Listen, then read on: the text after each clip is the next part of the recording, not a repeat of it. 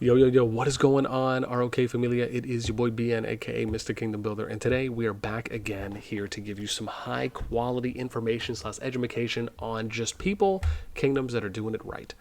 And today we're going to be taking a look at 1846 and showing off their kind of recruitment process migration strategy for what they're doing. And I'm going to show you how we got access to it, which pretty much anyone can, and how I think they are just doing a lot of things right. And we're going to show those off along with a couple opportunities as well that we saw along the way. So again, shout out to, again, 1846, my buddy Ikari, OG buddy from 1196. When I was playing there, Lagoon and Norbs for hopefully letting me just hang out in the recruitment Discord for a little bit. But let's go ahead. And before we get started, as always, if you enjoy the content, make sure you sub, like, ring the notification bell. And of course, if you want to join and be a part of our conversation, hit up the Discord. You can find a link to that in the pinned comment description right down below. Okay, so first thing we did here was just kind of go in onto our Scout Imperium account that we have, and we ended up just taking a look at the ranks. And I thought to myself, well, you know, maybe they'll have some information here on how we can access Kingdom Discord or something of the other. So I go into the number 1 alliance, and I see, oh, cool, right, recruitment opens November, right, here's the Discord. I look at the second alliance, okay, cool, consistent. I look at the third alliance, I would like for that to be consistent. I look at the fourth alliance, I mean, better, but still would like for that to be consistent. Fifth alliance, because they're decent in power, nothing, so definitely would love for that to be consistent. But anyways, we found out the Discord, right, which is right there, and now we're going to go ahead and take a look at it. So we're going to start here with kind of welcome and roles, and I'm just going to kind of give you guys a high-level overview and not really go too far in depth. So in short, right, they kind of have a welcome channel, right, which is welcome and roles, and all of that is described, right? They have, you know, be respectful. Here's the channels you can go check out. Here's some descriptions on recruiters, poachers, roles, and access to restricted channels, and then you have to react here at the bottom. So again, this is nice. You want there to kind of be this outline, table of contexts, directory when you're going into a channel. I'm a big fan of these, so I like how they ended up doing this here, right, as far as one approach. Then we go to their section, all about 1846. So we do kingdom info. Again, I like the infographics, so I like how they're just kind of giving you, you know, maybe this could be a little bit bigger if they maybe wanted to give you kind of more stats or more of, you know, hey, here's the current state of 1846. But they at least let you know kind of what the KvK history is. They tell you some of the alliances and the Englishes that, the languages that they speak. And I like how they even went a step further and converted or translated the language to where it would show in its native tongue. So big fan of that. We have our commitment to you. This is a section of information about kind of what you can expect coming to the kingdom. Facts and myths, right? I like how this one says you only recruit hot girls in leadership. I'm sorry, it stood out to me when I was reading. I thought it was downright hilarious. But again, right, then they kind of tell you what facts are, what myths are. One of the things here that I think might catch a couple people off guard is, right, the only people who meet their goals are accepted into the top alliances, right, versus players who don't meet their goals are given the choices of dropping to the power they performed at and moving to a farm alliance or leaving the kingdom. So this to me, I think, may come off a bit direct for those that are reading it, but I think it's because they just didn't do, I think, a good enough job of just explaining why that is, right? Explaining the reason why is vastly important so people have context to kind of why you're delivering the results that you are here in the situation. I think when you look at 1846 and then being, you know, at least at the current moment as of 7 days ago, the number 2 Imperium Kingdom or strongest kingdom based on top 300 power, is that the majority of players that are coming there, right, for intensive purpose, right, to simplify, are spenders, right? So you probably have anywhere from light to heavy spenders that are coming. And if you think about the top alliances, especially top 1, 2, 3, right, or however many that they're really focusing on, right, the bulk of those players are probably spenders, right? And that's not to say that I don't think some free-to-play people are there. I'm sure they are. But if you just think about logically, if you're sustaining a fight over a longer period of time, you're going to be able to do that if you spend rather than if you're free to play, because you just can't buy more resources and etc. So it makes sense when you understand it from that approach of how 1846 is built. It's good to explain that information or any other additional context that you think would be important. So it doesn't just come off as, oh, okay, cool, you're going to come here, but the moment you don't meet our goals, you're basically done, right? That's kind of how that reads to me. Even though I know better, it's good to explain that information. Right, so then we end up going to kind of kingdom hierarchy. So I like, again, another infograph, fan of these, right? So we look at the hierarchy. Let's just pop this open. I think I already had one. And you look at kind of king figurehead, right? So they got the king at the top, who's leader and figurehead, right? Topmost policy and decision maker, right? So this king has veto powers and in urgent matters has the ability to make unilateral decisions in the best interest of the kingdom. The king involves leadership in policies and decision making as needed / where appropriate. Then you have council. In absence of the king, the R5s and R4s that form the council become the decision makers for the kingdom. Top 5 comprised of select R4s and the top 5 alliances, day-to-day ops, and KvK coordination between the top 5 will be discussed. Then you have top 20, which is officers, task forces, which is departments, and then you have warlords there. So again, right, nice to kind of see how they have some of those things. I like how they even have this doc here that you can access where you'll come and take a look, and it really does just kind of a little bit more of a high-level breakdown on kingdom leadership, who they are, the council, just some more information there, who those people are. There's my buddy Ikari. You got top 5, top 20. I mean, you kind of get the picture at that point. Then we get to KvK Record, right? And I want to say this. I will always give props to anyone that shows what they feel to be their kind of losses, their weaknesses, their defeats, and they take time to explain those, right? It doesn't take away from the loss, but I do think it's important that you take time to explain those situations to give context, because, again, I think depending on how, like, for an example here, right, is you can see that in this first one where it says loss for their KvK2, right, it says that they wanted to kind of push players to the extreme, so they wanted to have the hardest KvK. They picked the bottom 3 kingdoms in terms of strength as allies. And the KvK, as far as they said, even though all the kingdoms wanted to be allies with them, which I wouldn't doubt, especially if they were the strongest going in. So he says we fought 24/7 against 2 kingdoms back and forth until 1860. Now again, I don't know obviously the accuracy of this. We're just going off of what is written. Right. So, but again, right, it kind of shows you. Then it shows you kind of what the allies are, who the opponents are, and again, that's just how that played out. I don't know if anyone would really fault them or fault anyone for that, but I do respect and appreciate the explanation. Right. I think the only thing is that sometimes it's good to have some humility, right? To be humble in that sense, where you don't really want it to come off as an excuse. You just want to own it, right? And I don't know if I'm going to say that this portion comes off as that. What I will say is that it's just important to just call it like you see it, right? We opted for this, and this was the result, right? Regardless of how we got to that prep period, right? That's on us, right? And the result is on us. And you could say we learned from that, right? And I think that's a little bit more gracious than if, right, anyone was to read that, or for any other kingdom to kind of make it come off as though they just weren't being humble and it was more of that kind of an excuse type. But then you get to KvK3 win. I like how they give an example, right? And you can see here, right, we go all the way down until KvK7 for them.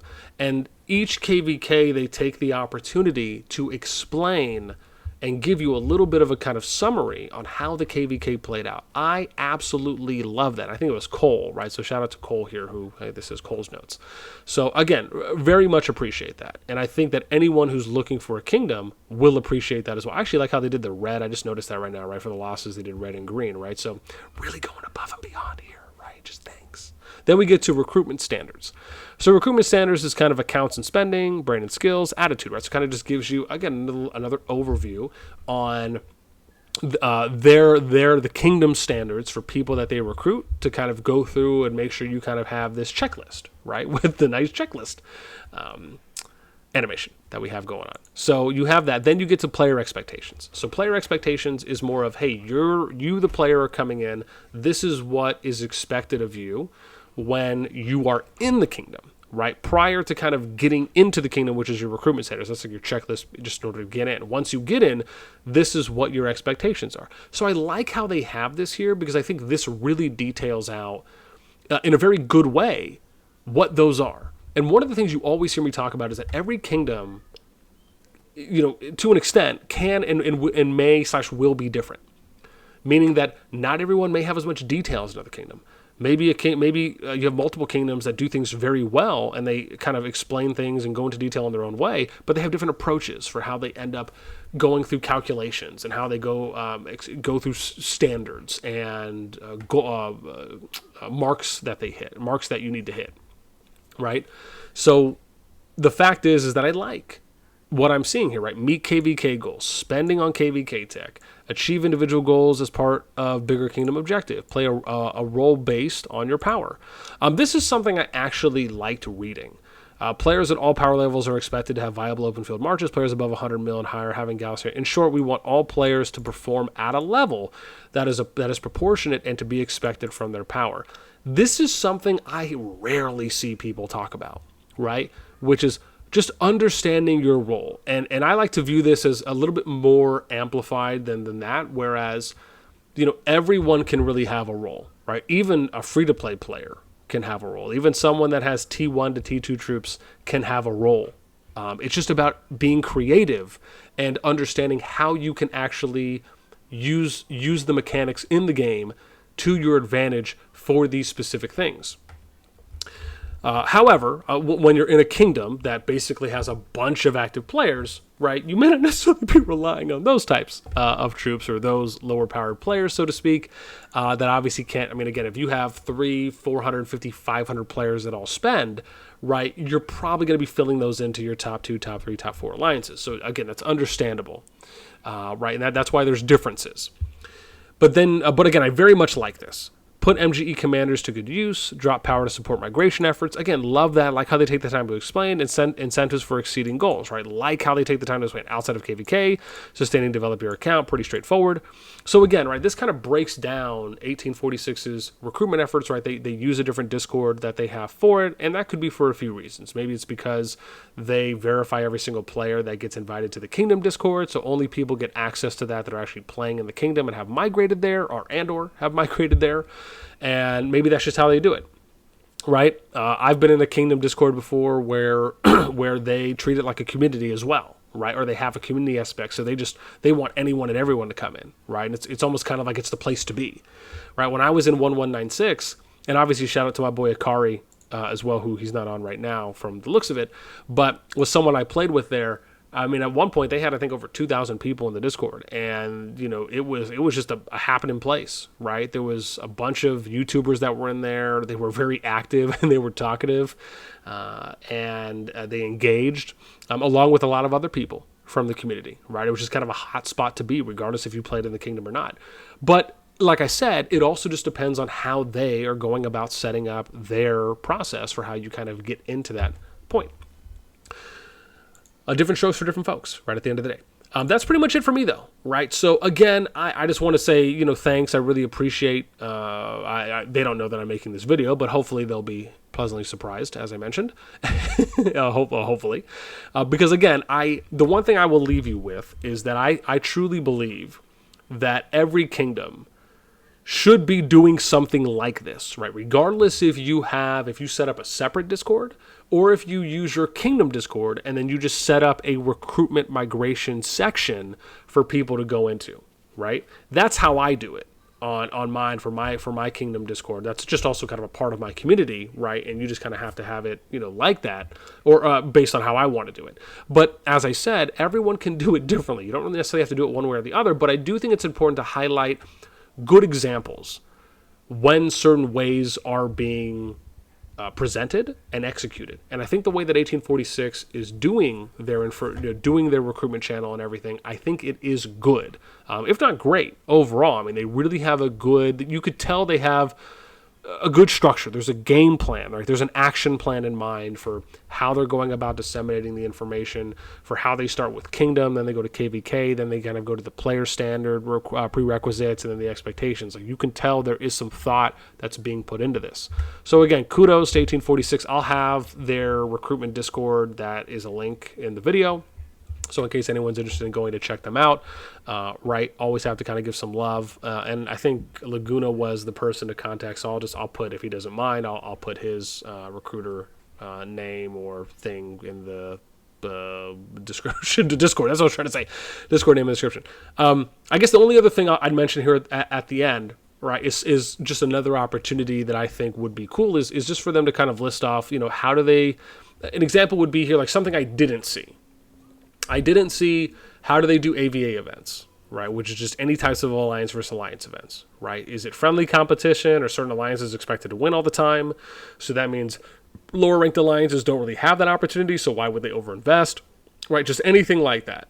Maybe more of a specific breakdown. Maybe it was just a little bit more detailed on how MGE works. They kind of gave us a high-level overview, but it doesn't really necessarily explain, maybe to the average player, a little bit more depth on, for example, do points carry over from one MGE? Because, again, it almost seems like they have their own kind of custom point system that they use, right? Do unused points carry over?